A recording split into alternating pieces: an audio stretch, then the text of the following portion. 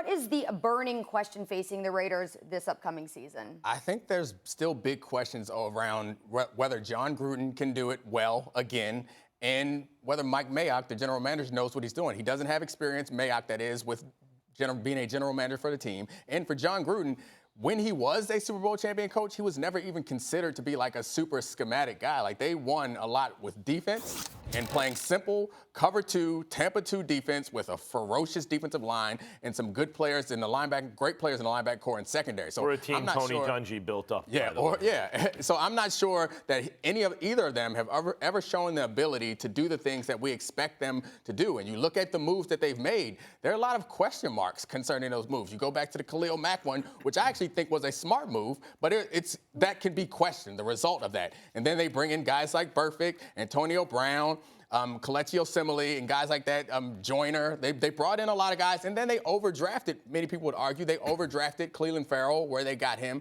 and got Josh Jacobs late in the draft. So there's a lot of question marks around what they're doing there. That's the outstanding question I have about that organization going forward. Their success is going to be dependent on a guy like Jon Gruden, who they've committed a lot of money and a lot of time to, and Mike Mayock, the general manager, who Jon Gruden is committed to. I agree with that long term, but they're not in Vegas yet. I mean, by the time they move to Vegas, they got to have it all together. When you trade Khalil Mack for first-round picks, and Cleveland may be an overreach in terms of the draft, I think most people, that's the consensus. Right. Still, that's kind of like one of those challenge things, like what Gettleman did with Daniel Jones, right? Like, I think this. Yeah. Everyone else is stupid. We shall see. Because it's not just drafting. It's almost equally development. Right. We'll see how you draft and develop talent.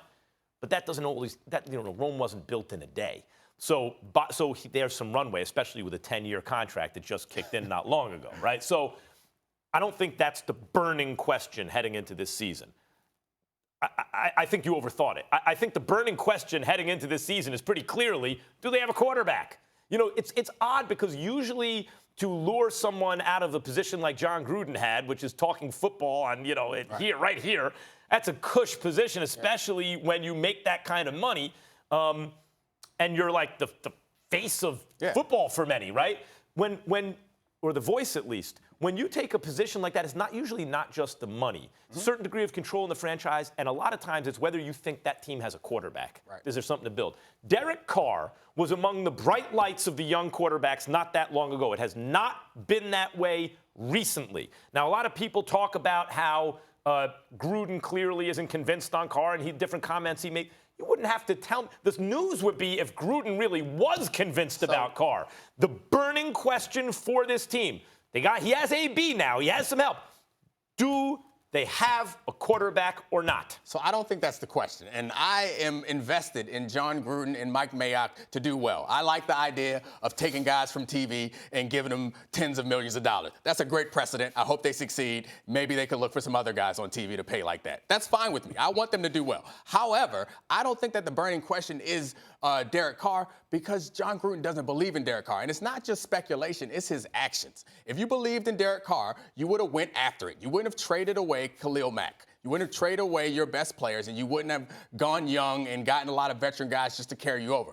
Jon Gruden is out on Derek Carr. Jon Gruden is building this team for their arrival in Vegas. Then why you get AB? He got AB because I think that you want to build for the future with AB, or you want to find out, look, I just got you one of the best receivers of all time, kid. What you got? And I think that's a strike against them because that move doesn't make sense. Why do you trade away Khalil Mack and then give money to AB? AB is not a long-term fix at receiver. Because Derek Carr don't throw the ball to Khalil Mack. But Khalil Mack is a Super Bowl caliber player. He's the type of guy who can transform your defense. Right. Well, according to this, just shows where your whole template is incorrect. If you trade away Khalil Mack, it's because you know you ain't about to win the Super Bowl, right? Exactly. If you bring in AB, since you know you're not about to win the Super Bowl, it's to see if this quarterback is any good. He may already have made up his mind to a degree, like, I doubt it. This kid's going to have to prove it to me.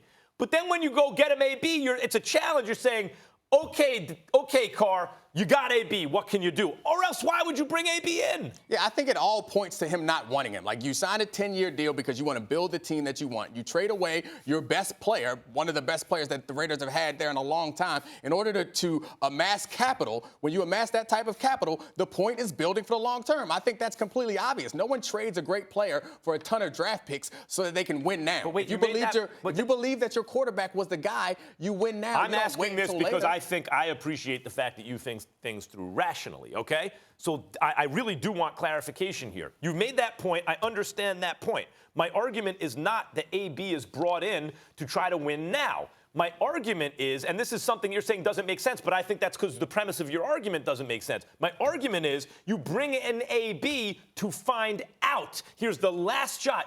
Do I have a quarterback or not? Or else why would you bring him in? You can bring him in so you can boost your quarterback's numbers to move on from him also. Okay. I think they are tearing this down altogether. I think that's more logical to me than anything else that they're doing. They're trying to stay afloat and get high draft picks and amass capital in order to time up their emergence as a franchise with when they arrive in Las Vegas. That, to me, that's the only thing, that's the only aligning principle around all the decisions that I've seen them make so far. That's the only thing that seems consistent. To try to get out of the Derek Carr deal or to try to get something for him, make him look as good as possible in a situation where you know you're not going to be very good, and then try to move him. That's the only thing that makes sense to me.